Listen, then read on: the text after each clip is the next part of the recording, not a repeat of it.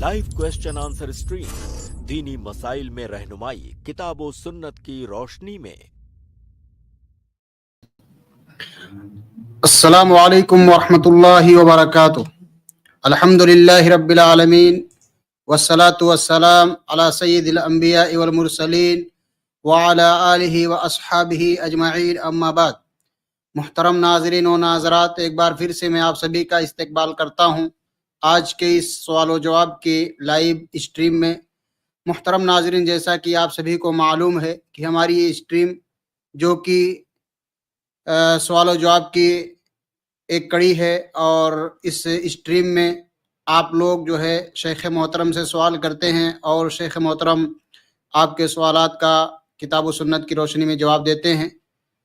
तो शेख मोहतरम आज भी हमारे साथ स्ट्रीम में जुड़ रहे हैं, तो मैं चाहता हूं कि शेख को आज की स्ट्रीम में ऐड करके शेख का इस्तकबाल करूं, उसके बाद जो है आप लोगों के सवालात का सिलसिला शुरू करूं। अस्सलामु अलैकुम वरहमतुल्लाहि वबरकातुह। वालेकुम अस्सलाम वरहमतुल्लाहि वबरकातुह। क्या हाल है शेख, खैरियत से हैं? अल्हम्दुलिल्लाह बखैर। जी, जज़ाकल्लाह शेख कैसे हैं? वक्त देने के लिए। अल्हम्दुलिल्लाह शेख बेहतर है। तो इजाज़त हो तो शेख सवालात का सिलसिला शुरू करते हैं। जी बिस्मिल्लाह। जी, जज़ाकल्लाह खैर। मैं आज के सबसे पहले गेस्ट को ऐड करता हूं सवाल करने के लिए। हमारे सबसे पहले गेस्ट हैं अबू अस्करी, इनको ऐड किया जा रहा है, अपना सवाल करें। शेख अस्सलाम वालेकुम रहमतुल्लाहि वबरकातुहू। वालेकुम सलाम। शेख आवाज आ रही है शेख? हाँ आ रही है। जी आपकी आवाज़ है। शेख एक सवाल है, हदीस में आया है कि सही मुस्लिम हदीस नंबर आके 5805 की हदीस है, जहाँ पर इस तरह फरमाते हैं कि अल्लाह के रसूल बीमारी का लगना और शगुन का लेना कोई चीज नहीं, अलबत्ता नहुसत 3 चीजों में होती है, घोड़ों में, घरों में, औरत में। ये थोड़ा समझना मुश्किल है मेरे लिए, इसको हम किस तरह देखें? क्या आपने हदीस बताया? हदीस थोड़ा सही सा पढ़ के मुस्लिम बताएं हदीस नंबर प्लीज। आके सही मुस्लिम हदीस 5805, अगर बीमारी अगर का हदीस, लगना। हाँ जी समझ गया मैं, लेकिन थोड़ा हदीस पढ़ के बताएंगे। ये इबारत तो अरबी में होती है, हम तर्जुमा पढ़ते हैं ना शेख। ये तो अच्छा। मैं लिखेगा ये पढ़ता रहता हूँ ना। आपने तो मुझे कुरान पढ़ने से रोका कि क्या आप जब तक हाफिज नहीं बने तो कुरान पर सवाल नहीं कर सकते, आप हदीस पे भी रोक रहे हैं आप हमें। हदीस नंबर जी सही मुस्लिम के अंदर है, हदीस नंबर 2225 2225। जी और ये अब्दुल्ला इब्न उमर रज़ियल्लाहु ताला अन्हुमा की रिवायत है। जी अन्ना रसूलुल्लाह सल्लल्लाहु अलैहि वसल्लम क़ाल ला अदवा वला तियरा व इन्नमा शुअ्मु फी सलासा अल मरअति वल फरस वद्दार। ये हदीस मुख्तलिफ अल्फाज में वारिद हुई है और बाज़ रिवायात में इस पर इजाफा भी है, लेकिन फ़िलहाल हम उस हदीस के बारे में बात करते हैं, उन अल्फाज के बारे में जिसके बारे में आपने सवाल किया है। इस हदीस का अगर बिल्कुल आसान ज़बान में माना बयान किया जाए तो इसका माना ये है, अल्लाह के नबी सल्लल्लाहु अलैहि वसल्लम एक ऐसी चीज़ की नफ़ी कर रहे हैं जो ज़माने जाहिलियत के अंदर बहुत ज़्यादा आम थी और वो लोगों का अकीदा था। वो अकीदा क्या था कि बीमारियां एक इंसान से दूसरे इंसान को मुंतकिल होती हैं और बीमारियों के अंदर बजाते खुद मुंतकिल होने की सलाहियत है। तो अल्लाह के नबी सल्लल्लाहु अलैहि वसल्लम ने इस बात की नफ़ी की कि बीमारी का मुंतकिल होना ये बजाते खुद नहीं हो सकता है, ये अल्लाह रब्बुल आलमीन की जानिब से होता है। बीमारी मुंतकिल हो सकती है एक इंसान से दूसरे इंसान को, ये सबब है बीमार होने का, लेकिन ये सबब बजाते खुद मुअस्सिर नहीं है, इसके अंदर तासीर अल्लाह रब्बुल आलमीन डालता है। तो अल्लाह के नबी सल्लल्लाहु अलैहि वसल्लम ने उसी को कहा कि ला अदवा, अदवा ताद्दी से है एक चीज का एक जगह से दूसरी जगह पर मुंतकिल होना, कि अदवा कोई चीज नहीं है, यानी जो अकीदा है जमाने जाहिलियत में वो कोई चीज नहीं है, बीमारी बजाते खुद मुंतकिल नहीं होती है। आगे आपने कहा कि वला तियरा, ये भी अकीदे से मुताल्लिक ही एक मसला है।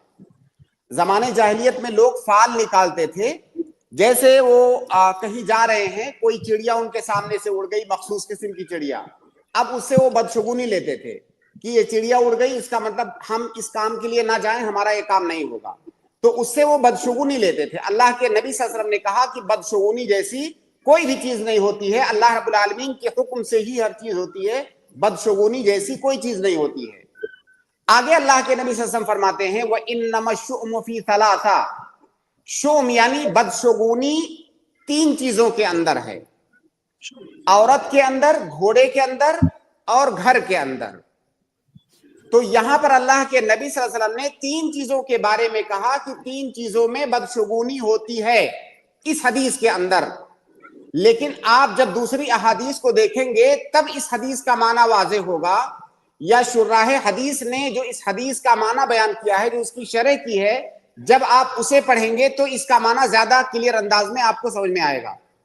اس حدیث کا معنی یہ ہے, بعض دیگر الفاظ میں ہے کہ اگر بدشگونی کسی چیز کے اندر ہوتی, اول تو بدشگونی ہے نہیں, بدشگونی کسی چیز کے اندر نہیں ہے, اگر ہوتی تو ان 3 چیزوں کے اندر ہوتی, عورت کے اندر, سواری کے اندر اور گھر کے اندر. اگر ہوتی تو اس میں ہوتی, لیکن کسی میں نہیں ہے. یہ دوسری حدیث کے اندر ہے. اسی طرح سے اس کا ایک معنی یہ بیان کیا گیا ہے کہ اللہ کے نبی صلی اللہ علیہ وسلم نے یہ نہیں کہا کہ بدشگونی ان 3 چیزوں میں ہوتی ہے, بلکہ نبی صلی اللہ علیہ وسلم نے اس وقت کی صورتحال بتائی, اس وقت جو لوگوں کا عقیدہ تھا اس کی اطلاع آپ نے دیا, اس کی خبر دیا کہ لوگ ان 3 چیزوں میں بدشگونی سمجھتے ہیں. پھر دوسری حدیث کے اندر اس کی وضاحت کر دی کہ بدشگونی اگر ہوتی تو اس میں ہوتی, لیکن ہے نہیں کسی میں. اور اسی حدیث کے ابتدائی حصے میں آپ نے بتا دیا کہ بدشگونی نام کی کوئی چیز نہیں ہوتی ہے.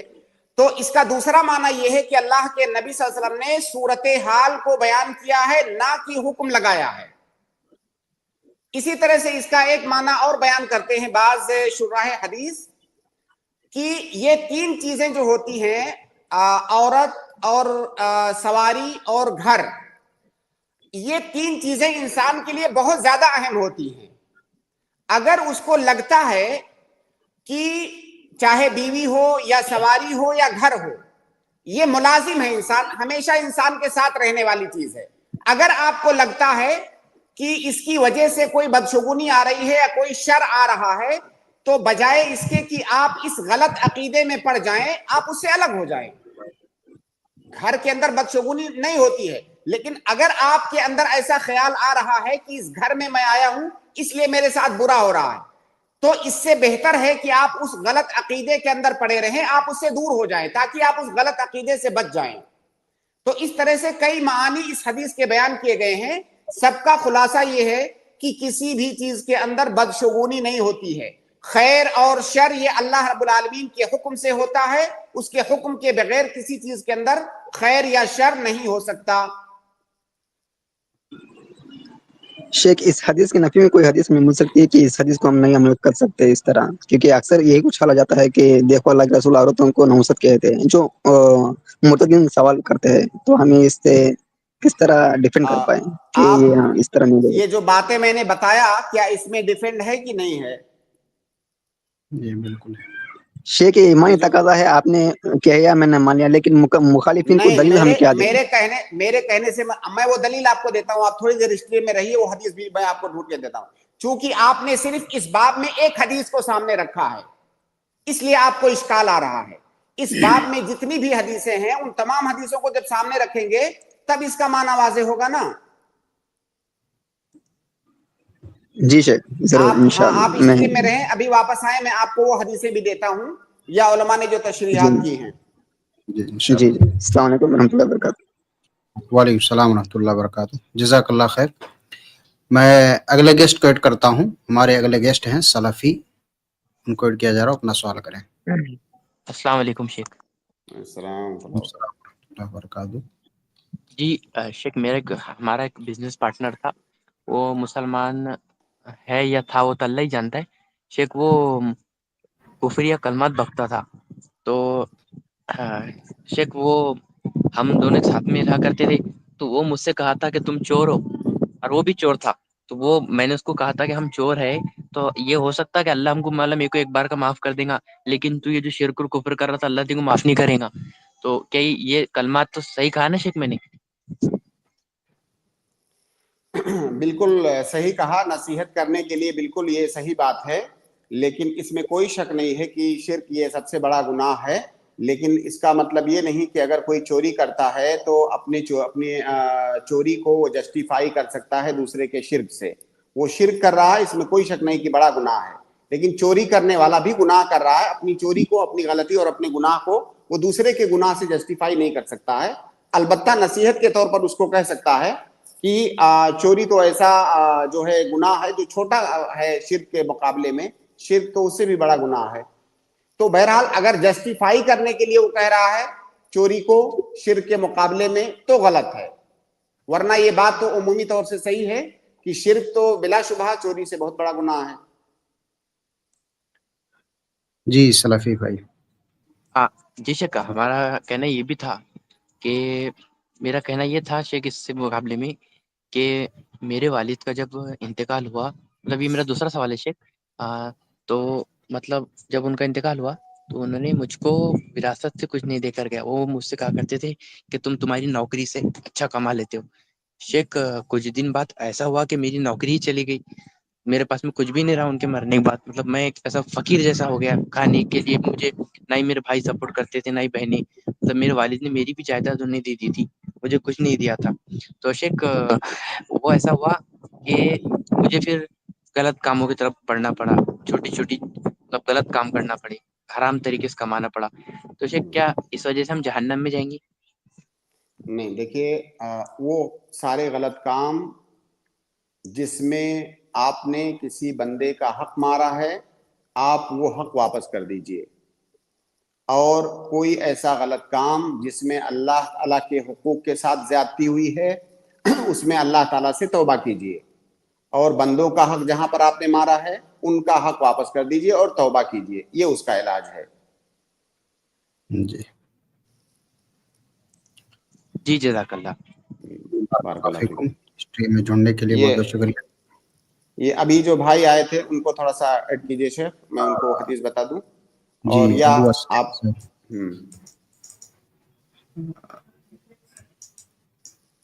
ابھی اسٹریم میں نہیں ہے شیخ, تو اگر ہاں میں وہ بتا دیتا ہوں, سن لیں گے. جی انشاءاللہ. دیکھیے حدیث کے الفاظ ہیں صحیح بخاری کے اندر 2859. 2859. ان کان فی شیء, اسی شوم کے بارے میں ہی ہے, بدشگونی کے بارے میں. ان کان فی شیء ففی المرأۃ والفرس والمسکن, اگر کسی چیز کے اندر بدشگونی ہوتی تو ان تین چیزوں کے اندر ہوتی. اس کا مطلب ہے نہیں. جی تو یہ صحیح بخاری کے اندر بھی ہے, مسلم کے اندر بھی ہے. صحیح بخاری 2859, صحیح مسلم 2226. سہل ابن سعد الساعدی کی روایت ہے. جی جی جزاک اللہ خیر شیخ. انشاءاللہ وہ بھائی اگر اسٹریم میں بنے ہوں گے تو سن رہے ہوں گے یا بعد میں سن لیں گے انشاءاللہ. تو میں اگلے گیسٹ کو موقع دیتا ہوں سوال کرنے کے لیے. آج کے ہمارے اگلے گیسٹ ہیں سمیہ, وہ اپنا سوال کریں.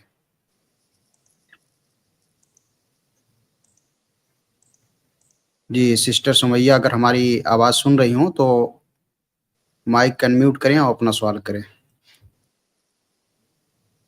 شاید یہ مشغول ہیں تو میں جی. السلام علیکم ورحمۃ اللہ وبرکاتہ. وعلیکم السلام. ورحمۃ اللہ وبرکاتہ. شیخ میرا سوال یہ ہے, گھر میں اٹیچ باتھ روم ہے. اب اٹیچ باتھ روم ہونے کی وجہ سے ہم برش سبھی وہیں پہ رکھتے ہیں. تو کسی نے کہا کہ برش وہیں پہ نہیں رکھنا کیونکہ جنات شیاطین رہتے ہیں اندر, تو اس کی وجہ سے باہر رکھنا چاہیے. کیا یہ صحیح ہے؟ دیکھیے ایسا کوئی حکم شریعت کے اندر نہیں ہے کہ باتھ روم کے اندر آپ برش نہیں رکھ سکتے اور کوئی سامان نہیں رکھ سکتے. کیونکہ اگر کوئی یہ کہتا ہے کہ وہاں پر جن اور شیاطین آتے ہیں تو جن اور شیاطین گھر کے دوسرے حصے میں بھی آ سکتے ہیں. ایسا تھوڑی ہے کہ مان لیجئے باتھ روم کے باہر اگر برش آپ رکھ رہے ہیں تو جن اور شیاطین کی پہنچ وہاں تک بھی ہے, وہاں پہ بھی آتے ہیں. تو یہ تعلیل کرنا, یہ سبب بیان کرنا کہ وہاں جن اور شیاطین آتے ہیں اس لیے نہیں رکھنا چاہیے, یہ غلط ہے. اس کی ایسی کوئی ممانعت نہیں ہے شریعت میں کہ وہاں نہیں رکھ سکتے. البتہ کئی سارے علماء نے جو आदाब बताए हैं उन आदाब में इस चीज को भी जिक्र किया है कि बाथरूम ये क़ज़ाए हाजत की जगह है, तो वहां पर बहुत सारे लोग, बहुत सारे कपड़े वहां रखे रहते हैं और बहुत सारे इस्तेमाल की चीजें, तो उन चीजों को आप अलग रखें, वो जिस काम के लिए वो जगह है उसको उसी के लिए मखसूस रखें, तो ज्यादा बेहतर यही है। लेकिन ये कहना कि वहां जिन और शयातीन है इसलिए मत रखो, इसकी कोई ऐसी दलील नहीं है ममानियत की। जी सिस्टर सुमैया। ठीक है शेख, मैं और एक सवाल कर लूं? और एक सवाल कर लूं शेख? जी कर लीजिए। शेख, मेरा बच्चा मेंटल रिटार्डेशन है, उसको कुछ भी समझ में नहीं आता और वो बात भी नहीं करता। मैंने उसको बिस्मिल्लाह रहमान रहीम और सलाम अलैकुम अल्लाह हाफिज ये सिखाया है, वो बोलने से वो सीख लिया है, उतना तो वो कहता है। मगर जब बैतुल खला को जाता है तो भी बिस्मिल्लाह रहमान अस्सलाम अलैकुम बोलता है, बाहर आने की वजह से अल्लाह हाफिज बोलता है। क्या ऐसा करना सही होगा? मैंने उसको बिस्मिल्लाह बोलो सिर्फ करके बोल बोल के देती हूँ शेख, वो अस्सलाम वालेकुम बोल के जाता है। कुछ होगा तो नहीं शेख ऐसा? नहीं, देखिए वो बच्चा जो है इस बात का मुकल्लफ नहीं है। आप जैसे कि बता रहे हैं कि उसको मेंटल परेशानी है, तो उस बच्चे पर, वो बच्चा मुकल्लफ नहीं है, गैर मुकल्लफ है। बस ये है कि आप लोगों की जिम्मेदारी है कि उसको बताएं। एक बार बताने से नहीं समझ में आ रहा है तो बार बार बताएं और धीरे धीरे सीख जाएगा। जब वो इतना सीख गया है कि बाथरूम में जाते वक्त ये दुआ पढ़ना है, निकलते वक्त भी कुछ पढ़ना है, तो अगर बार बार बताएंगे तो इंशाल्लाह वो भी सीख जाएगा। जब तक वो नहीं सीख पा रहा है और गलती कर रहा है, उसके ऊपर कोई गुनाह नहीं है, क्योंकि वो दिमागी तौर से कमजोर है। ठीक है, मैं जी उसको सलाम करने के बजाय बिस्मिल्लाह बोल के जो ऐसा बोलती हूँ, तब वो बिस्मिल्लाह नहीं, कहता है शेख। देखिए बाथरूम में जाते वक्त तो बिस्मिल्लाह बोलना है, बिस्मिल्लाह अल्लाहुम्मा इन्नी अऊज़ु बिका मिनल खुबुस वल खबाइस, और जब निकलना है तो गुफरानका पढ़ना है। तो ये दुआ आप उसको सिखाएं। सलाम का कहीं पर कोई जिक्र नहीं है। आप सलाम किससे करेंगे बाथरूम में? जी नहीं वो नहीं शेख, वो उसको उतनी बड़ी बड़ी दुआएं नहीं समझ में, खाली एक एक वर्ड कहता है वो। हमारे अम्मी अब्बा हाँ भी तो बोलना नहीं आप, आता उसको, हाँ उसको उसको अंदर जाने के लिए आप खाली बिस्मिल्लाह एक एक सिखाएं, बिस्मिल्लाह कह के जाए वो अंदर। अगर लंबी दुआ नहीं याद हाँ कर सकता बिस्मिल्लाह करके तो जाता है सिर्फ, शेख। हाँ सिर्फ बिस्मिल्लाह करके वो अंदर जाए। जी, जी क्योंकि देखिए बिस्मिल्लाह जो दुआ है ना, हाँ, जी जी बिस्मिल्लाह जज़ाकल्लाह। बिस्मिल्लाह ये दूसरी रिवायत के अंदर वारिद है। एक रिवायत में है कि जब बाथरूम में जाएं तो बिस्मिल्लाह कहें। एक दूसरी रिवायत है कि जब बाथरूम में जाएं तो अल्लाहुम्मा इन्नी अऊज़ु बिका मिनल खुबुस वल खबाइस। ये दोनों दो दुआएं हैं, दोनों का जिक्र अलग अलग हदीसों में आया है, तो दोनों दुआओं को पढ़ना चाहिए। अगर कोई आदमी एक को भी पढ़ता है तो इंशाअल्लाह काफी है और उसका जो फायदा है उसे मिलेगा। तो ऐसा नहीं है कि अगर पढ़े तो दोनों, वरना दोनों में से कोई नहीं। अगर वो सिर्फ बिस्मिल्लाह पढ़ता है तो बिस्मिल्लाह का जिक्र मुस्तकिल रिवायत के अंदर आया है। जी सिस्टर सुमैया, इंशाल्लाह आपको जवाब मिल गया जज़ाकल्लाह होगा। खैर शेख। जी तो मैं अगले गेस्ट को ऐड करता हूँ इस स्ट्रीम में सवाल करने के लिए। आज के हमारे अगले गेस्ट हुसैन। अस्सलामु अलैकुम वरहमतुल्लाहि वबरकातुहू हज़रत। वालेकुम सलाम रहमतुल्लाह वबरकातुह।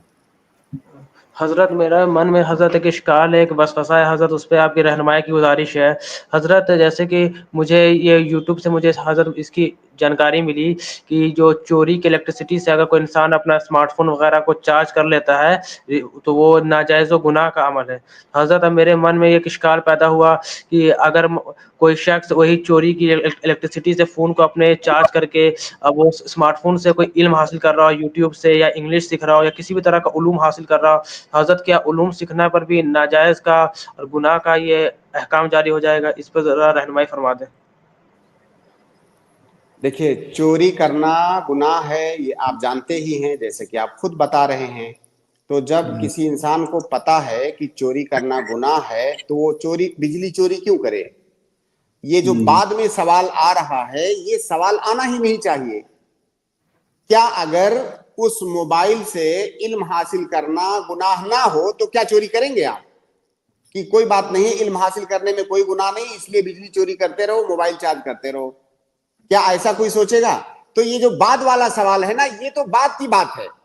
चोरी करना ही गुनाह है, वो चोरी क्यों करे? चाहे बिजली चार्ज करे, चाहे मोबाइल चार्ज करे या कोई और काम करे, उससे वो हराम है। वो जो काम कर रहा है उस पर उसे गुनाह मिलेगा। باقی وہ جو بعد کا مسئلہ ہے اس کو آپ چھوڑ دیجئے, اس پر میں ابھی حکم نہیں لگاؤں گا. جو آدمی بجلی چوری کر رہا ہے اس سے کہیے کہ تم چوری کے مرتکب ہو رہے ہو, چوری کا جو گناہ ہے تمہیں ملے گا, پہلے اس سے باز آ جاؤ. جب اس سے باز آ جاؤ گے دوسرا جو سوال ہے وہ آئے گا ہی نہیں. جی بالکل. حضرت یہ مسئلہ ایسا حضرت کہ گھر میں ایسا نظام بن چکا ہے اور ہم لوگ ابھی ہم لوگ 17-18 سال کے ہیں, اس نظام کو بدل نہیں سکتے, اس لیے ہم لوگ بھی مجبور رہتے ہیں.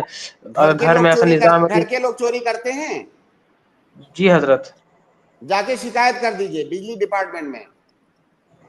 پہلے گھر والوں کو سمجھائیے کہ چوری مت کرو, اور اگر نہیں مانتے ہیں تو بجلی ڈپارٹمنٹ جو ہے اس میں جا کر کے شکایت کر دیجئے کہ میرے گھر میں بجلی چوری کرتے ہیں. جب حضرت اتنی اس کا ہمت ہو جائے گی آپ کے اندر نا, جب اتنی ہمت آ جائے گی نوجوانوں کے اندر, تو پھر اصلاح ہوگی معاشرے کی. آپ حضرت اور سمجھائیے نا لیکن ان کو, حضرت 1 بار نہیں 10 بار سمجھائیے, پھر بھی نہیں مانتے تو آپ بتا دیجئے, وارننگ دیجئے کہ اگر آپ نہیں مانتے تو میں شکایت کر دوں گا. یہ حضرت میں کوشش کروں گا, لیکن حضرت اگر اب مجبوری ہے, اسٹوڈنٹ ہے, تب اس پر اگر مجبوراً گناہ کا ارتکاب کے بعد کرنا پڑ رہا ہے تو کیا کیا جائے اس پر؟ اصل میں آدھا دوسرے ہی والے پوائنٹ پہ میں آنا نہیں چاہتا ہوں. اگر آپ کی مجبوری ہے, مجبوری اسی وقت میں آپ کی مانوں گا جب پہلے آپ نے گھر والوں کو سمجھایا, نہیں مانے, اس کے بعد آپ نے شکایت کیا بجلی ڈپارٹمنٹ میں یا جو بھی اس کے متعلقہ جو ہے اس کے ادارے ہیں ان میں شکایت کیا, اس کے بعد بھی اصلاح نہیں ہو رہی ہے, تب میں مانوں گا کہ آپ کی مجبوری ہے. اس کے بعد آپ کیجئے, کوئی بات نہیں, چارج کیجئے, علم حاصل کیجئے, انشاءاللہ پھر کوئی آپ پر کوئی گناہ نہیں ہے. لیکن مجبوری اسی وقت کہا جائے گا جب یہ سب کام آپ کر لیں گے, تب مجبوری کہا جائے گا. شکریہ حضرت رہنمائی کے لیے, جزاکم اللہ خیر. بارک اللہ فیکم. ہمارے اگلے گیسٹ ہیں محمد افضل.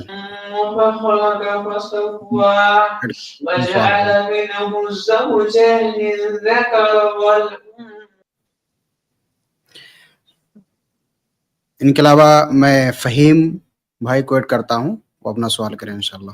فہیم.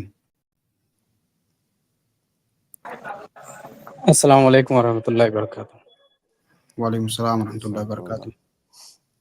جی شیخ, میں ایکچولی یہ تھوک قبلے کی طرف فیس کر کے نہیں تھوکنا بولتے, تو یہ چیز صرف اوپن ایریا میں لاگو ہوتی ہے یا پھر کوئی بھی ایریا میں, جیسے باتھ روم وغیرہ میں, یا پھر وضو کرتے وقت ہم کلی کرتے ہیں تو یہ بھی اس چیز میں شامل ہوئیں گی؟ دیکھیں, قبلہ رخ ہو کر کے جو نہ تھوکنے کی بات آئی ہے, جی فہیم بھائی آپ اپنا مائک دیجیے تھوڑا. جی وہ جو حدیثیں وارد ہوئی ہیں یا تو نماز کے بارے میں ہیں یا تو مسجد کے بارے میں ہیں. نماز کے اندر آپ ہیں, قبلہ رخ ہو کر کے مت تھوکیں. اگر آپ کو ضرورت پڑ جائے تو آپ کہاں تھوکیں وہ بتایا گیا ہے, بائیں پاؤں کے نیچے تھوکیں. ظاہر ہے اس وقت کی جو مسجدیں ہوتی ہیں وہ اس بات کی متحمل نہیں ہے کہ آپ مسجد کے اندر تھوکیں, لہٰذا آپ کوئی مندیل رومال وغیرہ لے کر کے جائیں, آپ اس میں تھوک لیں اگر ضرورت پڑے تو. لیکن جب پہلے زمانے میں مسجدیں پکی نہیں ہوتی تھی, کچی زمین میں مسجد ہوتی تھی, تو اس وقت جو ہے آپ وہاں پہ لوگ تھوک سکتے تھے. تو یہ کہا گیا کہ جو ہے اگر آپ کو تھوکنے کی ضرورت پڑ جائے تو قبلہ رخ ہو کر کے مت تھوکیں نماز کے اندر, بلکہ آپ بائیں پاؤں کے نیچے تھوک لیں.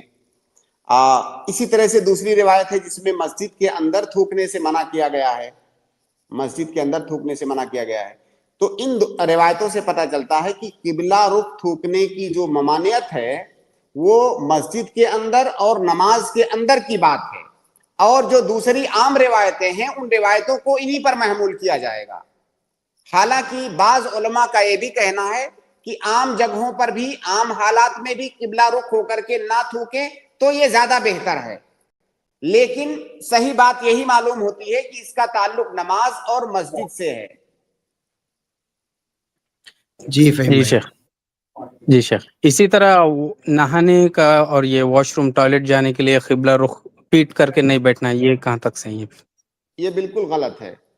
اچھا, واش روم یعنی قضاء حاجت کے لیے جی جی, آپ واش روم نہانے کا پوچھ قضاء رہے ہیں یا حاجت کے قضاء لیے اور حاجت کے نہانے لیے؟ کے. दोनों नहाने दोनों के के लिए लिए। तो कोई नहाने के लिए कोई पाबंदी नहीं है, आप जैसे भी नहाएं उसमें कोई भी पाबंदी नहीं है। अलबत्ता कज़ाए हाजत के लिए एक पाबंदी है। वो पाबंदी ये है कि कज़ाए हाजत अगर आप खुले में करते हैं तो किबला रुख आपका चेहरा नहीं होना चाहिए किबला की तरफ, और किबला की तरफ आपकी पीठ नहीं होनी चाहिए। ये कब? जब आप खुले में कज़ाए हाजत करते हो। लेकिन अगर आप बुनियान में हैं, इमारत में हैं, बंद कमरे में, तो आप किसी भी तरफ रुक करके कज़ाए हाजत कर सकते हैं। तमाम अहादीस इस बाब में जो वारिद हैं उन तमाम अहादीस को जमा करने के बाद ये नतीजा निकलेगा।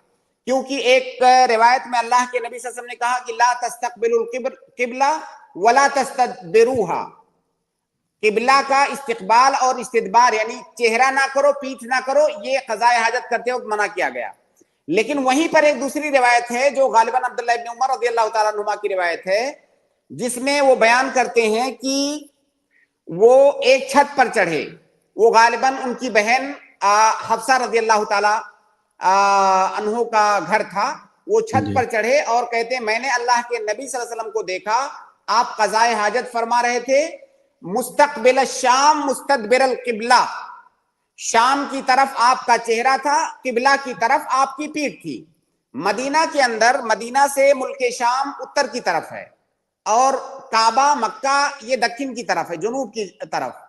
तो अगर मदीना में कोई मुल्क शाम की तरफ अपना चेहरा करेगा तो उसकी पीठ मक्का की तरफ होगी। तो वो कहते हैं कि मैंने अल्लाह के नबी सल्लल्लाहु अलैहि वसल्लम को ऐसा करते हुए देखा। तो जो किस्से का सियाक है, जो पसमंजर है, उससे पता चलता है कि अल्लाह के नबी सल्लल्लाहु अलैहि वसल्लम बाहर कहीं मैदान में नहीं थे। क्योंकि अगर मैदान में, वो घर पे चढ़ के देखने की बात कर रहे हैं और जाहिर है घर तो आबादी के अंदर होता है, इसका मतलब अल्लाह के नबी सल्लल्लाहु अलैहि वसल्लम किसी बंद जगह पर थे। तो जब बंद जगह पर थे और आपने किबला की तरफ पीठ करके कज़ाए हाजत किया, इसका मतलब ये कि अगर बंद जगह पर आप हैं तो किबला की तरफ रुक करके या पीठ करके कज़ाए हाजत कर सकते हैं।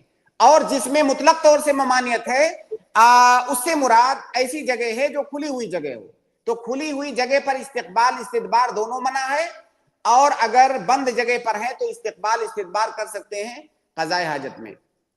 और बाकी नहाने में तो कोई पाबंदी नहीं है। ठीक है शेख, जी जज़ाकल्लाह खैर। जी, बहुत बहुत शुक्रिया इस स्ट्रीम में जुड़ने के लिए। तो मैं अगले गेस्ट को ऐड करता हूँ। अगले गेस्ट हमारे हैं एहसान, वो अपना सवाल करें। जी एहसान भाई, अगर हमारी आवाज़ सुन रहे हो तो माइक अनम्यूट करें और अपना सवाल करें। मैं इनके बाद दूसरे गेस्ट को मौका देता हूँ, अनस अहमद, वो अपना सवाल करें इंशाल्लाह। अस्सलाम वालेकुम शेख।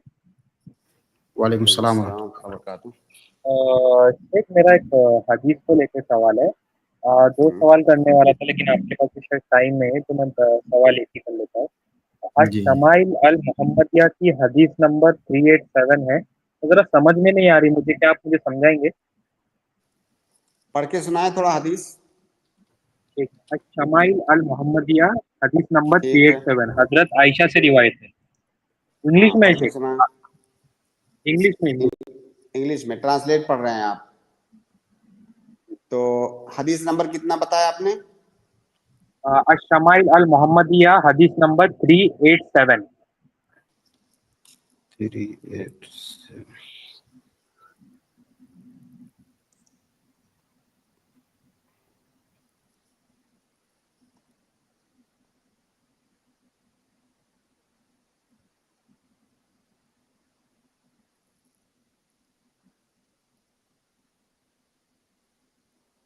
जी, ये किसकी रिवायत है वैसे बता दे ताकि कंफर्म हो जाए कि उसी रिवायत की आप बात कर रहे हैं जो हमारे सामने है। हजरत आयशा से रिवायत है शेख। नहीं तो हम इसका मतलब, अच्छा उसका ट्रांसलेट बता दें, उर्दू में बताएं, अंग्रेजी में नहीं, उर्दू में बताएं क्या है उसमें।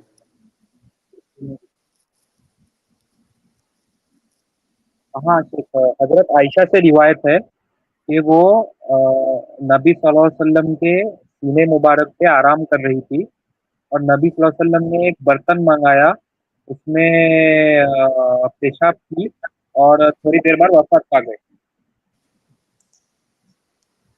नहीं, वो हम उस हदीस तक नहीं पहुंच पा रहे हैं। हमारे यहाँ जो मेरे पास जो नुस्खा है उसमें नंबर फर्क है, 387 पर कोई और हदीस है।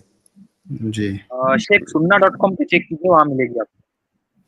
میرے بھائی انٹرنیٹ پر کتنا اعتماد کریں گے، اس لیے جب حدیثوں کے بارے میں سوال ہو تو کوشش کریں کہ حدیث کے الفاظ بتائیں تاکہ ہم فوراً وہاں تک پہنچ پائیں. اب اس کو تلاش کرنے میں وقت جاتا ہے.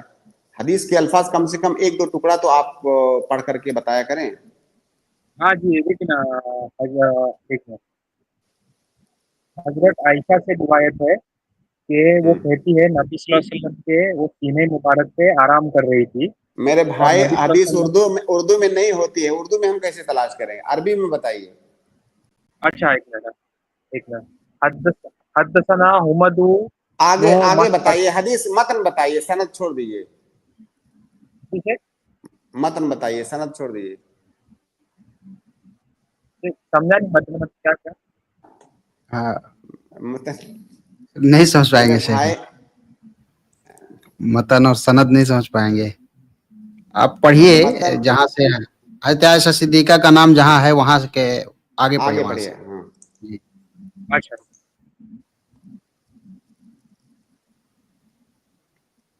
حدثنا سليم بن أبزر عن بني عون عن إبراهيم عن الأسود عن أشية قالت كنت مسندة النبي صلى الله عليه وسلم إلى صدري کنتو أو کے بعد کیا قالت کہا آپ نے؟ جی کنتو سے آگے مسندة النبي صلى الله عليه وسلم إلى صدري أو قالت إلى حجر فدعا بتست هي مولة ثم إلى فمات.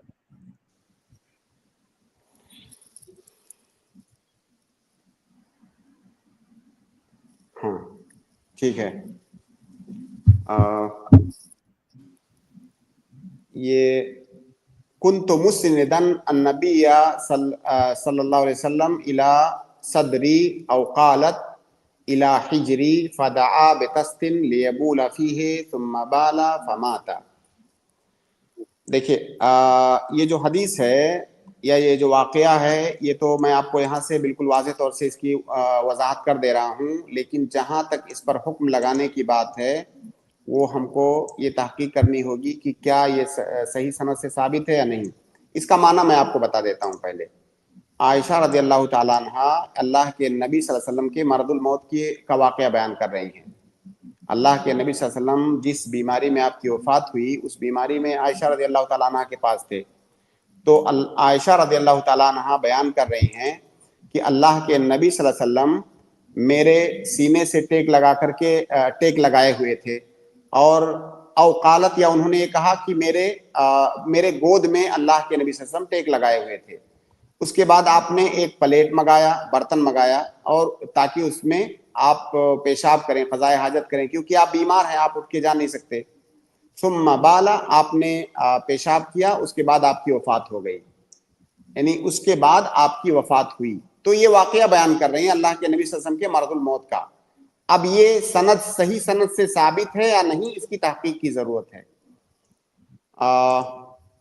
آپ اسٹریم میں رہیے، تھوڑی دیر کے بعد میں آپ کو بتاتا ہوں. معنی آپ کو سمجھ میں آیا یا نہیں؟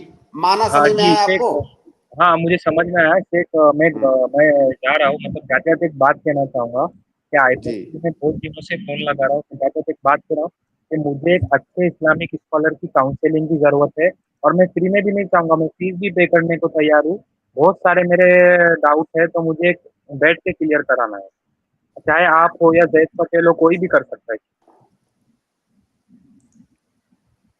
ہاں یہ تو آئی پلس والے ہی بتا پائیں گے آپ کو. جی شیخ شکیل آپ کچھ بتا سکتے ہو؟ جی آئی پلس ٹی وی جو ہیلپ لائن نمبر ہے اس پہ آپ بات کریں، انشاءاللہ جیسا بھی رہے گا آپ کو موقع دیا جائے گا، چاہے فون پہ آپ کے سوالات کا جواب، یا اسی طرح سے آپ اگر آئی پلس آ سکتے ہیں تو یہاں بیٹھ کر کے بات کی جا سکتی ہے. جی مجھے آئی پلس آنا ہے، آئی پلس آنا ہے. میں وہی پوچھا زید پٹیل بھائی کا اپوائنٹمنٹ ملتا ہے؟ ہاں تو ہیلپ لائن نمبر جو ہے اس کا آپ وہ بھی سنتے جائیے. ابھی جو حدیث ہم لوگ پڑھے ہیں شیخ البانی نے اس پر صحیح کا حکم لگایا ہے مختصر الشمائل کے اندر، اسی طرح سے التعلیقات الحسان کے اندر بھی نہیں، یہ دوسری روایت ہے، سوری. شیخ البانی رحمہ اللہ نے مختصر الشمائل کے اندر اس پر صحیح کا حکم لگایا ہے. وہاں پر حدیث کا نمبر ہے 323. کنتو مسندتن نبی صلی اللہ علیہ وسلم الی صدری او قالت الی حجری فدعا بطست لیبول فیہ ثم ماتا. یہ صحیح روایت ہے. اور جو معنی میں نے بیان کیا کہ اللہ کے نبی صلی اللہ علیہ وسلم مرض الموت میں عائشہ رضی اللہ تعالیٰ عنہا کے گود میں لیٹے ہوئے تھے. آپ کو قضاء حاجت کی ضرورت پڑی, آپ جا نہیں سکتے تھے, آپ نے کوئی برتن منگا کر کے اس میں قضاء حاجت کیا, اس کے بعد نبی صلی اللہ علیہ وسلم کی وفات ہوئی. جی جی انس بھائی ہاں صفحہ نمبر 194 صفحہ نمبر ہے مختصر الشمائل کے اندر. جی بہت بہت شکریہ انس وکیل بھائی, الحمدللہ سمجھ گیا میں. وہ آپ کے ہیلپ لائن نمبر پہ فون لگا رہا ہوں بٹ لگ نہیں رہا ہے. اس لیے آپ اسکرین میں اگر صرف ایڈریس بتاتے آئی پلس ٹی وی کا تو میں پہنچ جاؤں گا, وہاں سے ہم آگے کی بات کر سکتے ہیں. جی آئی پلس ٹی وی آپ آئیے, ساکنہ کا 90 فٹ روڈ ہے, دلشاد ہوٹل کے پاس ہے, کبھی بھی آئیں. اور اسے زیادہ وہیں پہ مین برانچ آپ کی وہیں پہ. جی اب زید بھائی سے اپارٹمنٹ آپ کو کب ملے گا یہ تو میں نہیں بتا سکتا, ہیلپ لائن نمبر اس سے آپ کو معلوم ہوگا. تو آپ کوشش کرتے رہیں انشاءاللہ, اور دیکھیں 10 بجے صبح سے لے کر کے رات کے 10-11 بجے تک آپ لگائیں, انشاءاللہ آپ کو جواب دیا جائے گا. جی جی بہت بہت شکریہ, بارک اللہ فیکم. ہمارے اگلے گیسٹ ہیں شاہ رخ شیخ, میں ان کو ایڈ کرتا ہوں, وہ اپنا سوال کریں. السلام علیکم ورحمۃ اللہ وبرکاتہ. شیخ وعلیکم السلام ورحمۃ اللہ وبرکاتہ. شیخ جیسے ابھی محرم کا شیخ مہینہ قریب آتا ہے تو ہمارے سماج کے کچھ بھائی یا بچے لوگ شیخ وہ چھبیل کر کے کچھ بنانا شروع کر دیتے, جیسے پانی پلانے کے لیے محرم میں, یا جیسے ابھی کھچڑا پکانا شروع کر دے گے شیخ, یا شربت بانٹنا شروع کر دے گے. اور شیخ وہ کچھ لوگ ہیں, اب ان کے مولانا لوگ ہیں, وہ ایسے 10 دن کا پروگرام رکھتے محرم کے خاص اس کے معاملات بتانے کے لیے. تو شیخ ایک کہاں تلک درست ہے؟ جزاکم اللہ خیرن. محرم کے تعلق سے یہ جتنی بھی باتیں آپ نے ابھی ذکر کی, اس کے علاوہ بھی بہت سارے کام جو کیے جاتے ہیں وہ سب بدعت ہیں. اللہ کے نبی صلی اللہ علیہ وسلم کے زمانے میں بھی محرم آیا. محرم یہ جو 4 حرام مہینے ہیں ان میں سے ایک مہینہ ہے, اور اس کی فضیلت ہے, اس میں کوئی شک نہیں ہے. لیکن اس کی جو فضیلت ہے اس فضیلت پر ہم عمل کریں گے, اس کا مطلب یہ نہیں کہ مطلق طور سے ہم اس کے اندر کوئی بھی چیز ایجاد کر لیں. اللہ کے نبی صلی اللہ علیہ وسلم کے زمانے میں بھی یہ مہینہ آتا تھا, تو کیا اللہ کے نبی صلی اللہ علیہ وسلم نے کھچڑا پکایا, صحابہ کرام نے کھچڑا پکایا, یا محرم کو باقاعدہ مناسبت کے طور پر منایا؟ ایسا کچھ بھی نہیں کیا. محرم کے اندر آپ عبادت کیجئے, روزے رکھیے, یہ ساری چیزیں آپ کر سکتے ہیں. لیکن یہ سب جو بدعات اور خرافات کی جاتی ہیں ان کی شریعت کے اندر کوئی بھی گنجائش نہیں ہے. من احدث فی امرنا ھذا ما لیس منہ فہو رد. یہ اللہ کے نبی صلی اللہ علیہ وسلم کی حدیث ہے کہ دین میں اگر کسی نے کسی چیز کا ایجاد کیا, نئی چیز کا, تو یہ بدعت ہے. من عمل عملا لیس علیہ امرنا فہو رد. اللہ کے نبی صلی اللہ علیہ وسلم نے جو کام نہیں کیا, جس کو عبادت نہیں بتایا, اگر کوئی اسے عبادت سمجھ کے کر رہا ہے تو یہ بدعت ہے. تو یہ جتنی بھی چیزیں کی جاتی ہیں محرم کے مہینے میں, اپنے یہاں تو بہت زیادہ ہوتی ہیں, یہ سب بدعات ہیں. شریعت میں اس کی کوئی گنجائش نہیں ہے. شیخ اگر وہ لا کے دے کھانے پلانے کے لیے, وہ کھا سکتے؟ نہیں کھانا چاہیے, بالکل نہیں کھانا چاہیے. آپ دیکھیے ہمارے معاشرے میں جو صورتحال ہے, اگر کوئی کر رہا ہے وہ ساری بدعتیں, تو ہم اس کو زبردستی روک نہیں سکتے. کئی دفعہ تو آپ زبان سے بھی نہیں روک سکتے, زبان سے روکنے جائیں گے تو فتنہ ہو جائے گا.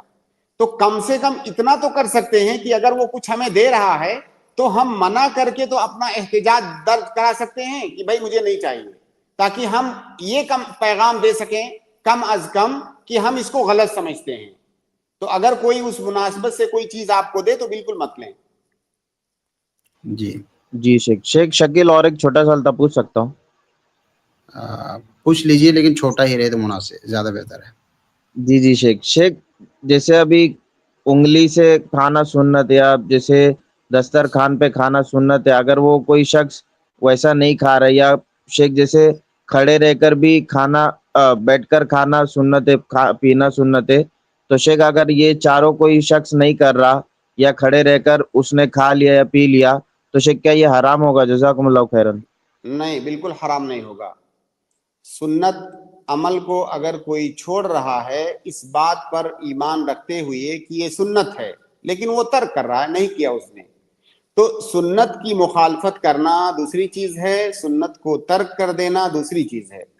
سنت کی اگر کوئی مخالفت کر رہا ہے، اس کو اپوز کر رہا ہے، تو یہ گناہ ہے. لیکن اس کو سنت مانتا ہے، لیکن اس کو اس نے ترک کر دیا، کبھی عمل کیا کبھی ترک کر دیا، یا مان لیجیے کبھی عمل نہیں کیا. تو سنت کی تعریف یہی ہے کہ سنت کو چھوڑنے والا گنہگار نہیں ہے. ما طلب الشارع فعلہ طلبا غیر جازم، یہ سنت کی تعریف ہے کہ شریعت نے جس کے کرنے کو طلب کیا ہو جو ہے علی وجہ الجزم نہیں طلب کیا ہو. تو جب علی وجہ الجزم طلب نہیں کیا گیا ہے تو اس کو چھوڑنے پر آپ کو گناہ نہیں ملے گا. لیکن آپ کا ایمان اور عقیدہ اتنا کم سے کم ہونا چاہیے کہ یہ شریعت کا حصہ ہے، یہ سنت کا حصہ ہے، اس کو میں نہیں کر رہا ہوں، اس کا اجر مجھے نہیں ملے گا. شیخ میں نے یہ اس لیے پوچھا شیخ، کبھی کبھار ایسا بھی کہ دسترخوان کے کھانا پینا ہوتا ہے تو بہت سے لوگ اتنا اسے برا سمجھ لیتے ہیں اور ایسا ڈانٹ لگاتے ہیں شیخ، تو وہ نہیں اچھا نہیں لگتا ایسے.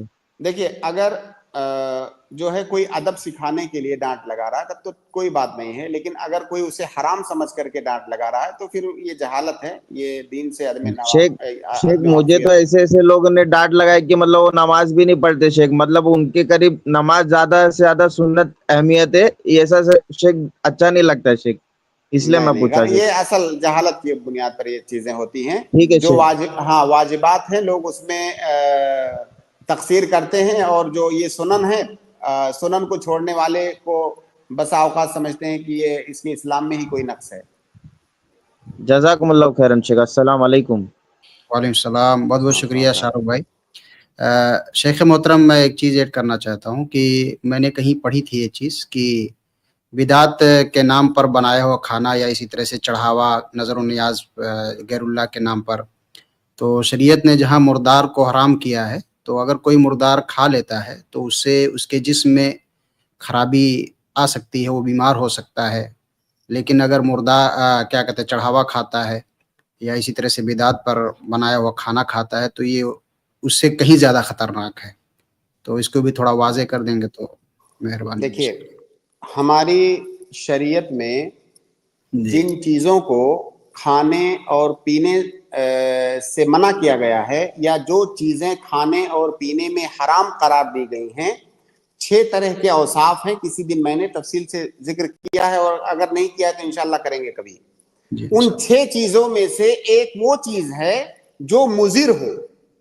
مضر چیز کو کھانے اور پینے سے ہماری شریعت منع کرتی ہے. اور مضر چیزوں کی 2 قسمیں ہیں.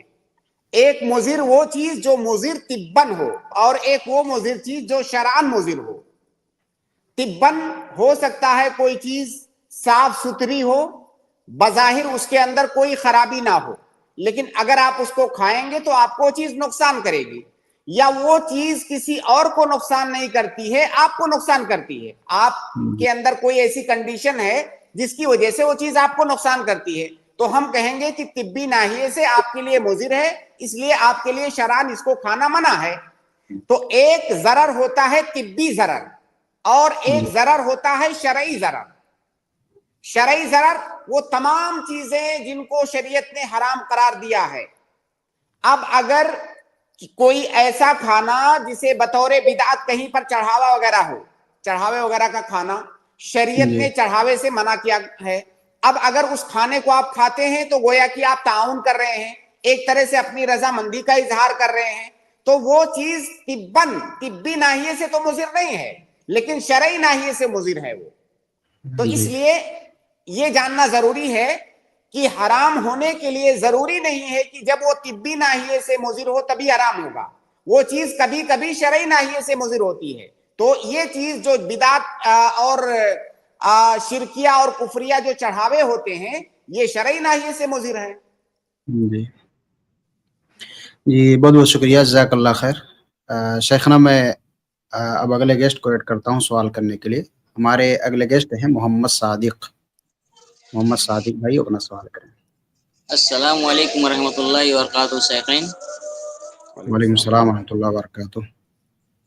شیخ میرا 2 سوال ہے. پہلا سوال یہ ہے کہ جو سرکار کی طرف سے کوٹا ملتا ہے چاول راشن وغیرہ، تو جو مطلب غریب نہیں رہتے ہیں، جو جس کو اللہ نے دیا ہے کھانے پینے کے لیے، اس کے بعد بھی لیتے ہیں کھاتے ہیں، تو ان کا لینا کھانا کیسا ہے؟ یہ اس بات پر ڈپینڈ کرتا ہے کہ کیا حکومت کی جانب سے، سرکار کی جانب سے، ملک کے قانون کی جانب سے کوئی کرائیٹیریا بنایا گیا ہے کہ فلاں اس کو لے سکتا ہے، فلاں نہیں لے سکتا ہے۔ اگر ایسا کوئی کرائیٹیریا بنایا گیا ہے تو اگر آپ اس کے اندر آتے ہیں تو آپ کے لیے لینا جائز ہوگا، اور آپ اس میں نہیں آتے ہیں تو آپ کے لیے لینا جائز نہیں ہوگا۔ لیکن اگر سرکار نے ایسا کوئی معیار نہیں بنایا ہے بلکہ وہ سب کے لیے ہے تو کوئی بھی لے سکتا ہے، پھر اس میں غریب اور امیر میں تفریق نہیں کیا جائے گا۔ تو آپ پہلے یہ پتہ کیجئے کہ کیا سرکار کی جانب سے ایسا کوئی نظام ہے کہ اس کو غریب لے سکتا ہے، یا جو آدمی اتنا غریب ہو وہ لے سکتا ہے، جو اتنا مالدار ہو وہ نہیں لے سکتا۔ اگر ایسی کوئی تفریق ہو تو پھر اس تفریق کی رعایت کرنا ضروری ہے۔ جی سر، بہت جی ماشاء بہتر۔ دوسرا سوال سے، جو مسجد میں چندہ ہوتا ہے مسجد کے نام پر، تو اسی میں سے امام کو دیا جاتا ہے، تو ایسا کرنا کیسا ہے؟ بالکل صحیح ہے۔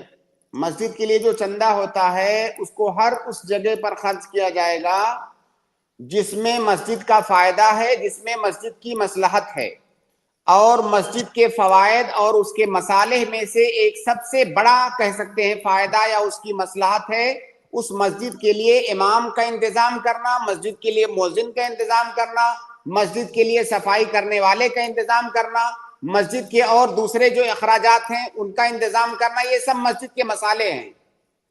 تو امام ان میں سے سب سے اوپر ہے، تو امام پر خرچ کرنا مسجد کے پیسے کو بلا شبہ جائز ہے، کیونکہ یہ مسجد ہی کی مصلحت ہے، بغیر امام کے مسجد نہیں چل سکتی۔ جی شیخ، تو جسے پیسہ دیتے ہیں مسجد میں کہ مسجد تعمیر ہوگی تو ثواب جب تک ملے گا جب تک مسجد قائم رہے گی، تو امام صاحب اگر کھا لیے پیسہ تو تب تک ثواب ملے گا کیا؟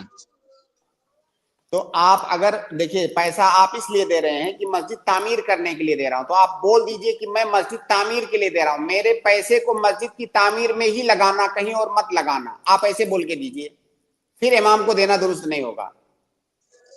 ہاں، تو جیسے مسجد کے نام پر ہی چندہ ہوتا ہے نا، مسجد تعمیر ہو رہی ہے، میرے بھائی بات کو سمجھیے، مسجد کے نام پر چندہ ہونا الگ بات ہے، اور کوئی آدمی یہ سوچ کے چندہ دے کہ میں مسجد کی تعمیر کے لیے چندہ دے رہا ہوں، دونوں الگ الگ چیزیں ہو گئیں۔ جب آپ نے مطلق طور سے مسجد کے لیے چندہ دیا، اس کا مطلب مسجد کے کسی بھی کام میں اس کو خرچ کر سکتے ہیں، اور جب آپ نے خاص کر دیا کہ نہیں مسجد کی تعمیر کے لیے، تو پھر مسجد کی تعمیر ہی کی جا سکتی ہے۔ تو آپ بتا دیجئے کہ میں چندہ کس لیے دے رہا ہوں، کیا میں مسجد کے لیے دے رہا ہوں یا مسجد کی تعمیر کے لیے دے رہا ہوں؟ اور وہ آدمی جو مسجد کی تعمیر کے لیے چندہ دے رہا ہے اس سیٹ سے پوچھ لیجئے کہ مسجد تعمیر کر کے کیا کرو گے؟ کیا اس میں جانور پالو گے؟ مسجد کس لیے تعمیر کی جاتی ہے؟ یہ جو لوگ، جن لوگوں کو یہ شوق ہوتا ہے کہ لمبی لمبی اونچی اونچی اور خوبصورت مسجدیں بنا دیں، مسجدوں کو آباد کون کرے گا؟ مسجدوں کو نمازی آباد کریں گے، اور نمازیوں کے لیے امام ضروری ہے، تو امام کی تنخواہ اور امام کی جو ہے امام پر جو خرچ کیا جاتا ہے اس کی اہمیت آپ کے نزدیک اتنی کم ہے، تو مسجد اینٹوں کی مسجد بنا دینا یہ اہم نہیں ہے۔ آپ نے مسجد بنا دیا، مسجد پڑی ہوئی ہے کھنڈر کی شکل میں، کیا فائدہ ہے ایسی مسجد کا؟ مسجد تو وہ ہے جس کی، مسجد کی اصل تعمیر کیا ہے؟ مسجد کی اصل تعمیر یہ ہے کہ اس کو آباد کیا جائے۔ تو ان سے پوچھئے کہ مسجد کو آباد کیسے کیا جائے گا اگر امام کو تنخواہ نہیں دی جائے گی؟ اور اگر آپ کو مسجد بنوانے کا شوق ہے تو بے شک آپ وہ چندہ دیتے وقت بتا دیجئے، آپ 10 روپیہ چندہ دیتے ہو اور کہتے ہو مسجد کی تعمیر کے لیے میں دے رہا ہوں، ہاں 10 روپے میں مسجد تعمیر ہوتی ہے؟ تو یہ عام لوگ، خاص طور سے جو چونی اٹھنی والے ہوتے ہیں نا، چونی اٹھنی والے زیادہ قانون لے کے آتے ہیں کہ امام کو کیوں دے دیا گیا۔ جی سر، جی جزاک اللہ خیر۔ السلام علیکم سر، بہت بہتر، جزاک اللہ۔ بہت بہت شکریہ اس ٹیم میں جڑنے کے لیے۔ تو میں آخری گیسٹ کو ایڈ کرتا ہوں اس ٹیم کے، ہمارے آخری گیسٹ ہیں یاسین شریف، وہ اپنا سوال کریں۔ السلام علیکم ورحمۃ اللہ۔ وعلیکم السلام۔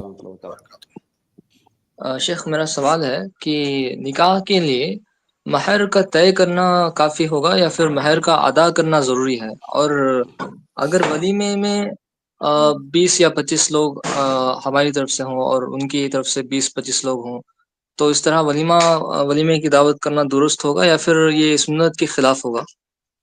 جزاک اللہ خیر۔ دو سوالات ہیں ان کے۔ جی पहला जी शेख सवाल महर से मुताल्लिक है। देखिए, महर का जिक्र होना निकाह के सही होने के लिए शर्त नहीं है, या आप दूसरे अल्फाज में कहें कि निकाह करते वक्त महर का मौजूद होना ये निकाह होने के लिए, निकाह सही होने के लिए जरूरी नहीं है। अगर आप चाहें तो निकाह करते वक्त महर का जिक्र करें, महर की तायीन कर दें। इसको महर मुसम्मा कहा जाता है, यानी महर की तायीन हो गई, 1 लाख, 2 लाख, 10 लाख, 20 लाख आपने तायीन कर दिया। अब ये जो है ये महर उस औरत को दिया जाएगा। और दूसरी शक्ल ये है कि महर का जिक्र ही ना किया जाए। जब निकाह किया गया तो महर का कोई जिक्र नहीं आया, सिर्फ निकाह किया गया, इजाबो कबूल हुआ, दूर दूर तक महर की कोई बात ही नहीं आई। तो अगर महर, और दोनों सूरतों में निकाह सही है, दोनों सूरतों में निकाह सही है। मैंने बताया कि महर का जिक्र होना या महर का मौजूद होना निकाह के सही होने के लिए शर्त नहीं है। अगर महर मौजूद है, जिक्र है, मजकूर है, तब भी निकाह सही है। महर मजकूर नहीं है तब भी निकाह सही है। महर मजकूर है अगर तो इसको महर मुसम्मा कहते हैं, अगर महर का जिक्र नहीं आया है तो इसे महर गैर मुसम्मा कहते हैं। और दोनों सूरतों में निकाह सही है। बस दोनों सूरतों में एक फर्क है। फर्क यह है कि अगर निकाह करते वक्त आपने महर का जिक्र कर दिया, ये बात तय पा गई कि ये महर में 2 लाख, इस निकाह में महर 2 लाख, अब इसका मतलब ये हुआ कि वो औरत 2 लाख पाएगी। और अगर निकाह करते वक्त महर का जिक्र नहीं हुआ तो वो औरत कितना पाएगी, क्योंकि महर का तो जिक्र ही नहीं हुआ है। ऐसी सूरत में वो औरत महरे मिस्ल पाएगी। महरे मिस्ल का मतलब होता है कि उसकी जैसी औरतें उस समाज और मुआशरे में, उस खानदान में, उस हैसियत की औरतों को कितना महर दिया जाता है, उतना महर उसको दिया जाएगा। गोया कि इसका एतबार उर्फ पर होगा। और निकाह दोनों सूरतों में सही होगा। लिहाजा ये बात अच्छी तरह समझ लें कि निकाह करते वक्त महर का जिक्र करना निकाह सही होने के लिए शर्त नहीं है। तो महर ये निकाह के शुरूत में से नहीं है, बल्कि महर एक हक है। जब शादी हो जाती है तो मियां बीवी के ऊपर एक दूसरे के हुकूक वाजिब होते हैं शादी होने के बाद। और बीवी के जो हुकूक हैं उन हुकूक में से एक हक है महर।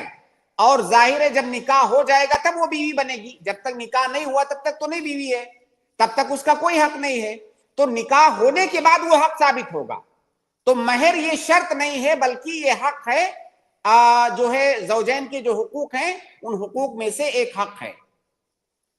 दूसरा सवाल क्या था इनका शेख? शेख इनका सवाल दूसरा मुशारकत का वलीमा, जैसे लड़की की तरफ वलीमा। से। देखिए, वलीमा दरअसल ये वलीमा शौहर के ऊपर वाजिब है, लड़के के ऊपर। वलीमा लड़के के ऊपर वाजिब है, उसे वलीमा करना है और वो अपनी हैसियत के मुताबिक वलीमा करेगा। तादाद की कोई कैद नहीं है कि 10 लोगों को खिलाएगा कि 20 लोगों को खिलाएगा, गोश्त रोटी खिलाएगा कि दाल रोटी खिलाएगा, इसकी कोई कैद नहीं है। उसकी जो है, अल्लाह के नबी सल्लल्लाहु अलैहि वसल्लम ने बगैर गोश्त के भी वलीमा किया, तो उसकी जो भी हैसियत है अपनी हैसियत के मुताबिक वो वलीमा करेगा, लोगों को खाना खिलाएगा। अब अगर इस वलीमा करने में कोई उसकी मदद कर रहा है, उसमें मुशारकत कर रहा है, तो कोई हरज की बात नहीं है। बल्कि वलीमा में लड़के की मदद करना या जिसकी शादी हो रही है उसकी मदद करना वलीमे में, ये अल्लाह के नबी सल्लल्लाहु अलैहि वसल्लम से साबित है। अल्लाह के नबी सल्लल्लाहु अलैहि वसल्लम एक सफर में थे और सफर में आपने वलीमा किया। आप वो हदीस पढ़ेंगे तो उसमें इस बात का जिक्र आया है कि अल्लाह के नबी सल्लल्लाहु अलैहि वसल्लम का वलीमा हुआ, उसमें गोश्त वगैरह का कोई तज़किरा नहीं है, गोश्त वगैरह उसमें नहीं था। और सहाबे कराम जो सफर में साथ में थे, सबके पास जो थोड़ा थोड़ा ज्यादा सफर था, खाने पीने की चीजें जो लोगों के पास थी, दस्तरखान बिछाया गया, सब लोगों ने अपनी अपनी चीजें ला करके वहां पर रखा और फिर उसी को लोगों ने खाया, वही वलीमा हो गया। तो यहां पर लोगों ने अल्लाह के नबी सल्लल्लाहु अलैहि वसल्लम के वलीमे में बाकायदा तौर से शिरकत किया और उसमें जो भी उनके पास मौजूद था अल्लाह के नबी सल्लल्लाहु अलैहि वसल्लम की मदद की। तो अगर लड़की वाले मदद करते हैं लड़के की वलीमा करने में तो कोई हरज की बात नहीं है, वरना असल वलीमा जो वाजिब है वो लड़के के ऊपर वाजिब है। जी यासीन भाई। जी शेख, वाज़ेह है। जज़ाकुमुल्लाह खैर। बहुत बहुत शुक्रिया स्ट्रीम में जुड़ने के लिए। जज़ाकल्लाह खैर शेख, बहुत बहुत शुक्रिया इस स्ट्रीम में जुड़ने के लिए और कीमती वक्त देने के लिए। इंशाल्लाह फिर अगली स्ट्रीम में आपसे मुलाकात होगी, तब तक मैं आपसे रुखसती चाहता हूँ। अस्सलामु अलैकुम वरहमतुल्लाहि वबरकातुहू। इसी तरह से मैं अपने तमाम ऑडियंस का, तमाम नाज़रीन का शुक्रिया अदा करना चाहता हूँ जो आज की स्ट्रीम में वो अपना कीमती वक्त निकाल कर इस स्ट्रीम में शिरकत दर्ज फरमाई। और ऐसे ही मैं उन तमाम नाज़रीन से बहुत ही माजरत चाहता हूँ जो हमारे सामने दिख रहे हैं, वो सवाल करने के लिए मुंतज़िर थे, उनको मौका नहीं मिल सका क्योंकि वक्त बहुत ही मुख्तसर और महदूद होता है। तो आपको मैं एक बार फिर से अपील करता हूँ कि आप कल की स्ट्रीम में या इसी तरह से जो हफ्ता के दिनों में ये लाइव क्वेश्चन आंसर की स्ट्रीम होती है उसमें बराबर जुड़ते रहें और जो आपके सवाल आपके जहन में आते रहें वो आप सवाल करते रहें इंशाल्लाह। तो आपसे फिर अगली स्ट्रीम में मुलाकात होगी, इसलिए मैं यहीं पर इस स्ट्रीम को ख़त्म करता हूँ। अस्सलामु अलैकुम वरहमतुल्लाहि वबरकातुहू। अस्सलामु अलैकुम वरहमतुल्लाहि वबरकातुहू। आई+ टीवी पर अल्हम्दुलिल्लाह 140 से ज्यादा उलमा इकराम के प्रोग्राम्स, 16,000 से ज्यादा दीनी वीडियोस, हर हफ्ते 35 से ज्यादा इल्मी और दावती लाइव स्ट्रीम्स, उर्दू, इंग्लिश और बांग्ला जुबानों में काम। आई+ TV mobile app, smart TV app और आई+ रेडियो पर 24 घंटे लाइव प्रोग्राम्स, 40 से ज्यादा सोशल मीडिया ऐप्स पर daily video upload, 13 YouTube channels, अल्हम्दुलिल्लाह तजुर्बेकार इल्म वाले उलमा, इस्लाम की सही तालीमात लोगों तक पहुंचाना और दीन की दिफा। इस काम को आपको जरूर सपोर्ट करना चाहिए। जज़ाकल्लाहु खैर, वस्सलाम अलैकुम रहमतुल्लाह। Support I+ TV. डोनेशन देने के लिए 9588888826 पर कॉल करें।